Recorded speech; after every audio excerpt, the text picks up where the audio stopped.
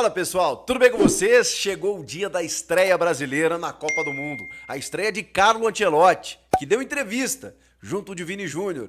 E a gente vai falar desse jogo, projetar a nossa seleção e a escalação. Bora lá, vamos falar dessa estreia brasileira porque chegou o dia, cara, e a gente não tem como não voltar no tempo, né? A minha primeira Copa foi em 1990, já era grandinho até, mas a de 86 realmente eu tinha 5 anos, eu confesso que eu não lembro, né? Eu sou de 81 e na verdade eu nem tinha feito 5 ainda, né? Que eu sou de setembro, então imagina, né? Meio do ano de 86 eu tinha 4 anos, 4 para 5 anos, não tinha como lembrar. Agora, em 1990, eu já tinha 8 para 9 anos. E aí eu lembro bem, meu pai me apresentou o futebol naquela Copa do Mundo. Eu desenhava em folha sulfite, né, a bandeira do Brasil e espalhava ela pela casa, colando com durex na parede e tal, em dia de jogo do Brasil, então era uma festa lá em casa, né? E na eliminação para a Argentina, eu não entendia muito bem o que estava acontecendo. Meu pai lamentou demais assim aquela derrota para a Argentina e eu não entendia. E a primeira pergunta que eu fiz para ele foi: tá, mas e o futebol agora? Quando é que volta? Quando é que a gente vai ver o Grêmio jogar? Porque eu não era ainda um torcedor, né? Mas aí eu fui apresentado ao futebol na Copa com a seleção brasileira. E de repente eu queria ver o meu time, daí que a partir de então seria o meu time, que era o time do meu pai, né? E ele, não, calma, calma, eu tenho que esperar a Copa terminar para o Grêmio voltar a jogar. E aí ele me levou no estádio, e enfim, minha relação com o futebol começou aí. E, cara, na próxima Copa foi simplesmente a de 94, e essa eu lembro, assim, até me emociono. Eu fazia contagem regressiva, cara, pra Copa de 94. Era um negócio assim, eu contava os dias. Começou o ano, eu falava, esse ano é o ano da Copa. No ano anterior eu falava, ano que vem é ano de Copa. Porque aí você já vai entendendo mais, né? 12 para 13 anos. Eu voltava da escola chutando uma pedrinha, né, no chão, atravessando a rua, e eu tinha que chegar com aquela pedrinha até em casa, pensando nos jogadores da Copa, colecionava revista, figurinha, cara, uma loucura. E, enfim, então não tem como não pensar nisso tudo, né? O Brasil vai estrear numa Copa do Mundo. Hoje eu tenho os meus filhos, né? A minha pequenininha já entende um pouco mais, ela tem 5 anos, mas nem tanto assim, né? E o meu pequeno tem nem 3 anos, né? Ele ainda não sabe muito bem, ele sabe que o Brasil vai jogar a Copa do Mundo, mas não, né, chuta umas bolas aqui em casa, mas não tem muita noção do que tá rolando. E, cara, marca demais, a gente vai sempre lembrar, né? Que foi a primeira Copa deles, assim, né? E, então, dito isso, né, esse relato pessoal, temos uma estreia também de um técnico italiano, estrangeiro, comandando a seleção brasileira e pela primeira vez comandando uma seleção. Pela primeira vez estando numa Copa do Mundo. Ele até fez uma postagem falando o quão especial está sendo viver esse momento na história dele.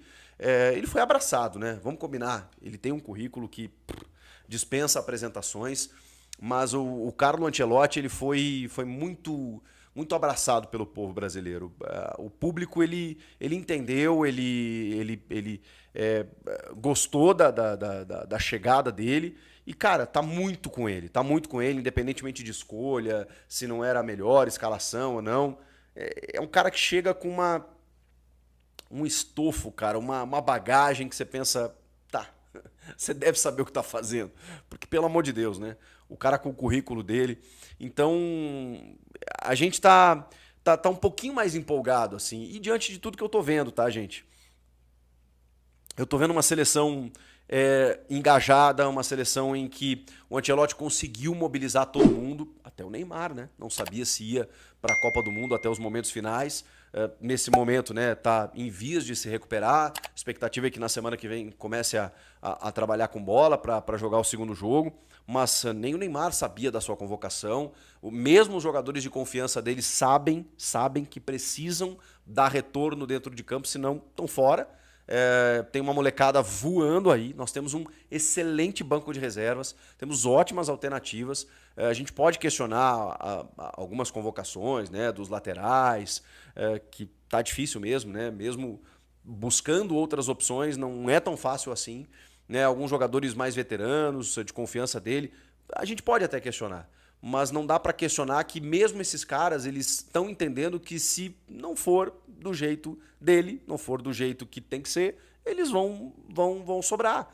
Então, ele conseguiu isso, cara. Ele conseguiu manter um nível de concentração, de empolgação desses jogadores, a ponto da gente ver pelo menos uma postura diferente. O que eu mais quero é isso, tá?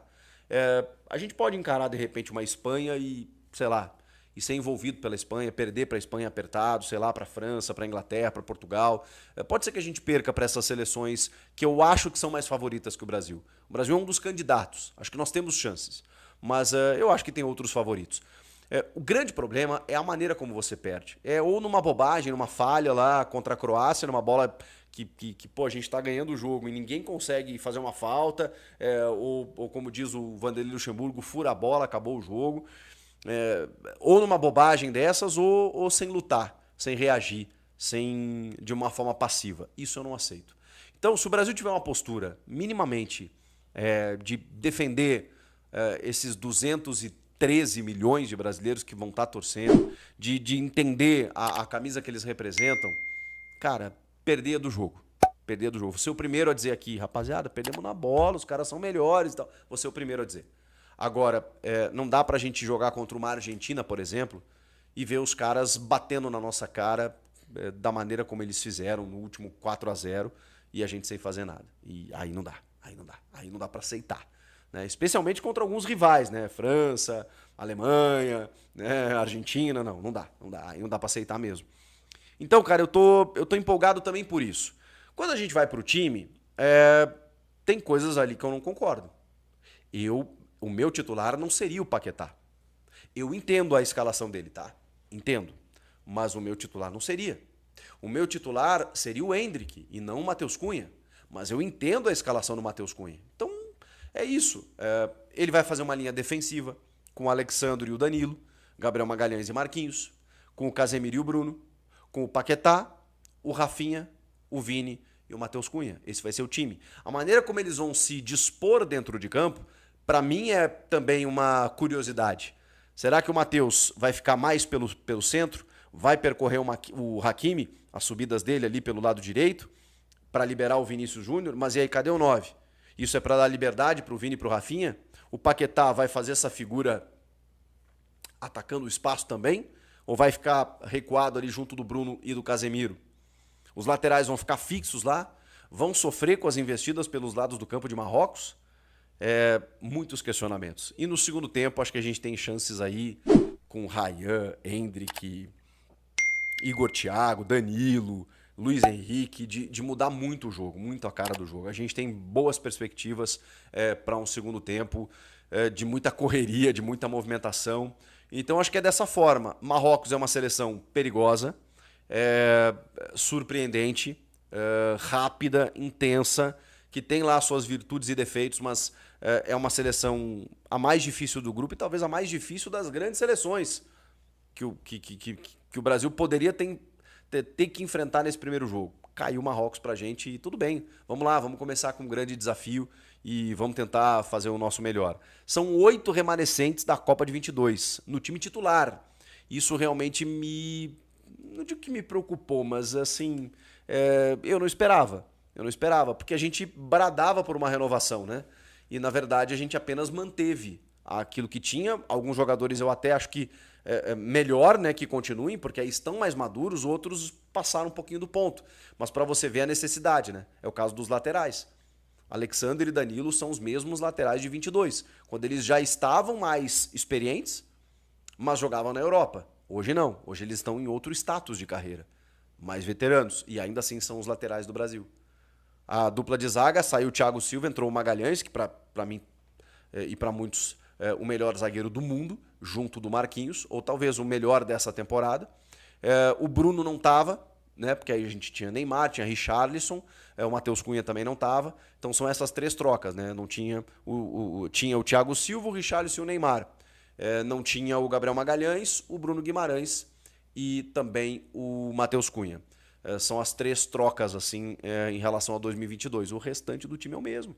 Rafinha, Vini, Casemiro, mas numa outra formação e com Carlo Ancelotti no banco. E com todas essas opções para segundo tempo. Endrick, Ryan, Danilo, Luiz Henrique, Igor Thiago.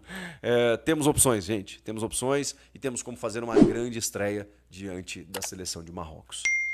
Vai ser esse o time. O Vini e o Ancelotti concederam entrevista coletiva. O Vini falou sobre ser o protagonista da Copa. Ele minimizou, né? Ele disse que ele tem que ser, que o Brasil tem que ser protagonista, né? Que ele tem que ajudar a seleção, que ele não está pensando nele, mas que ele espera fazer uma boa competição. A cruel comparação entre o Vini do Real e o Vini da seleção, ele disse que está muito preparado e que não tem momento melhor para mostrar isso do que numa Copa do Mundo.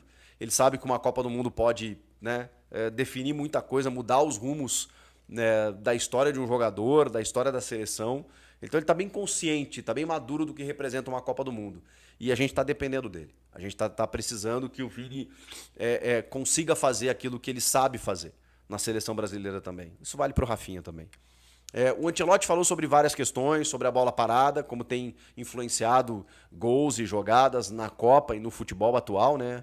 30%, disse o Ancelotti, representam gols no futebol, né? Os gols oriundos de bola parada. Falou sobre a honra de estar à frente de uma seleção brasileira numa Copa do Mundo. Não quis entregar o time. Explicou pela primeira vez a convocação do Ederson, né, na ausência do Wesley. Lamentou o corte do Wesley, né, que é uma coisa que ele nunca gostaria de fazer, mas que, enfim, como ele não teria tempo hábil de recuperar, ele precisou convocar outro jogador. E aí ele percebeu que o Danilo e o Ibañez vinham dando boa resposta nos treinamentos. Então ele pensou que estava bem servido. E como ele tinha menos mediocampistas, né, ele optou por trazer o Ederson. Mais ou menos aquilo que a gente já tinha né, meio que lido ou falado a respeito no momento em que ele fez a troca. Ele falou sobre... Ele respondeu também outros idiomas, né, na entrevista coletiva. Falou que o Brasil está pronto para fazer um grande jogo. Se o Marrocos vai ter mais a bola que o Brasil, ele fala que vai depender muito do cenário do jogo, mas que o Brasil está preparado para qualquer cenário. Cara, ele me pareceu muito tranquilo. Isso é muito louco, assim. Ele pode estar ansioso, claro, porque é uma novidade para ele, como eu acabei de falar, né? Ele nunca treinou uma seleção e nunca treinou uma Copa do Mundo. Mas ele é muita experiência, né, cara? O cara já ganhou 5 ligas das principais da Europa, o único a fazer isso. O cara tem não sei quantas Champions. Já esteve numa Copa, na verdade, como assistente técnico, né? De Arrigo Sacchi em 1994, mas não comandando, né, uma seleção. E dessa vez, né, 32 anos depois, acontece. O Brasil nunca passou 5 Copas sem levantar um caneco. E se o Brasil não vencer em 2026, serão 6 Copas sem levantar um caneco. Então, 24 anos de 70 a 94, 24 anos de 2002 até 2026. Sei lá, mais alguém tem alguma superstição aí? Vamos lá, gente. Jogo a jogo, começar bem, vencer o jogo, independentemente da forma. Depois a gente tem 2 jogos teoricamente mais fáceis para poder ajustar aquilo que falta, a gente se fortalecer, chegar forte no mata-mata, mas tudo passa pelo primeiro jogo contra o nosso adversário mais forte. Eu acho que dá para ganhar. Não digo ganhar bem, com facilidade, não. O jogo não vai ser fácil, mas eu vou apostar num 2-0 Brasil. E você? Comenta aqui. Inscreva-se no canal e eu volto na próxima, depois do jogo.